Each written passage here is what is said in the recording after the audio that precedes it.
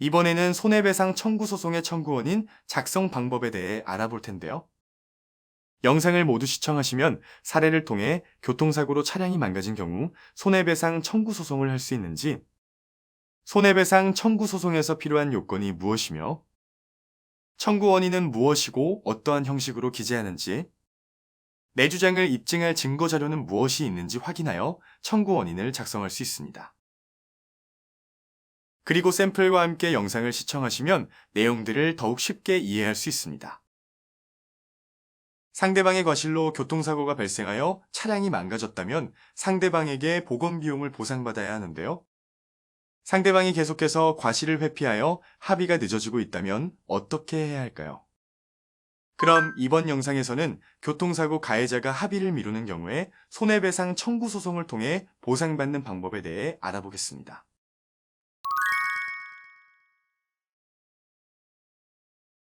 2020년 10월 6일 30대 남성 강모 씨는 서울 마포구의 편도 2차로를 자신의 승용차로 주행 중이었습니다.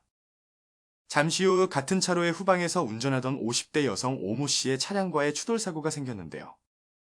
추돌 사고에도 불구하고 다행히 부상은 면했지만 강모 씨의 차량은 완전히 망가져 수리가 불가능한 상태였기 때문에 강모 씨는 보험사와 이야기를 나눈 후 시세 1,500만 원의 차량을 폐차하기로 결정했습니다.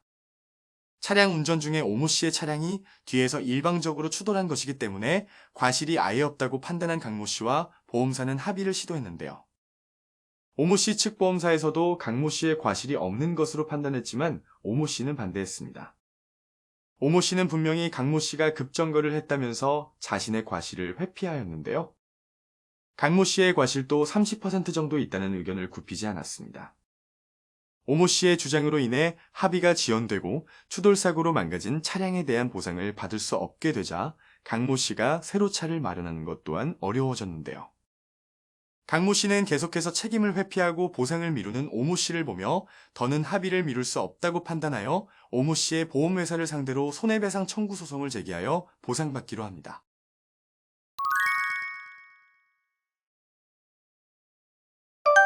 청구 원인은 소송을 제기하게 된 원인이 무엇인지 설명하는 것입니다. 즉, 요건 사실을 잘 설명하여 법률 관계가 발생하게 된 구체적인 사실관계에 대해 기재하는데요.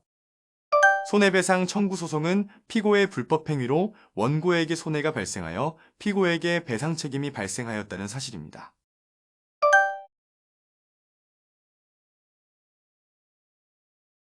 즉, 불법 행위에 따른 손해배상 청구 소송의 요건 사실은 피고의 불법 행위로 원고에게 손해가 발생하였는지입니다.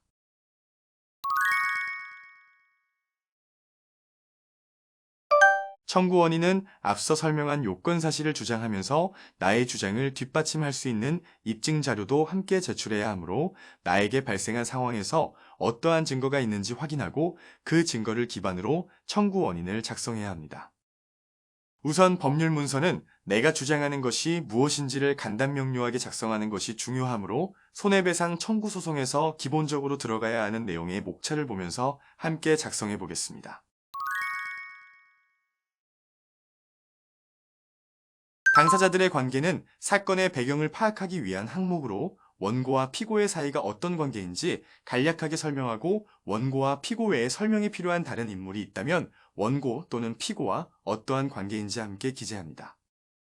이번 사례는 원고가 교통사고의 피해자인 것을 입증하기 위해 차량 등록증과 교통사고 사실확인원을 함께 제출하였고 피고가 가해 차량의 보험자인 것을 확인할 수 있는 보험가입 증명원을 증거자료로 함께 제출하였습니다. 손해배상 책임의 발생은 피고의 불법 행위로 인하여 원고에게 손해가 발생한 사실에 대하여 설명합니다. 그래서 우선 사건이 발생하게 된 경위에 대해 기재하는데요.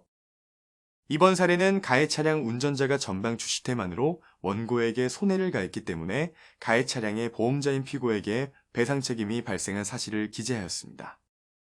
다음은 교통사고의 발생 원인은 가해 차량 운전자가 전방 주시 의무를 다하지 않아 발생한 사고이기 때문에 교통사고의 원인이 전적으로 가해 차량 운전자에게 있다고 주장하였습니다. 그래서 손해배상 책임 발생의 소결론은 피고의 불법 행위로 원고에게 손해가 발생하였으므로 피고는 민법 750조에 의하여 원고의 손해를 배상해야 한다는 취지를 기재합니다. 다음은 원고에게 발생한 손해의 범위를 설명합니다. 이번 사례처럼 차량이 파손되어 가치가 하락하였다면 차량의 교환 가치를 금원으로 환산하여 청구할 수 있는데요. 사용기간에 따라 감가율을 적용한 시세평가를 통하여 산정하였습니다.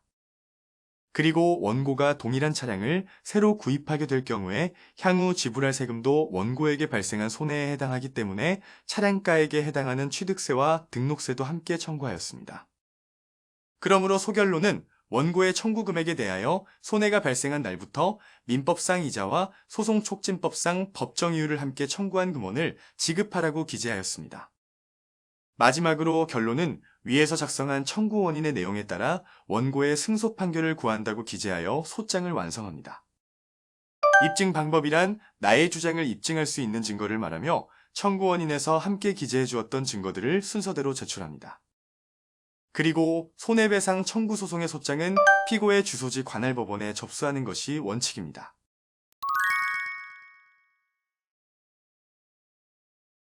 이번 영상에서는 상대방의 불법 행위로 차량이 파손된 경우에 보상받기 위한 청구 원인 작성 방법에 대하여 알아보았는데요. 청구 원인은 제목만 보아도 원고의 주장을 한 번에 파악할 수 있도록 간략한 목차와 목차에 따른 요건 사실을 정리하는 것이 중요합니다.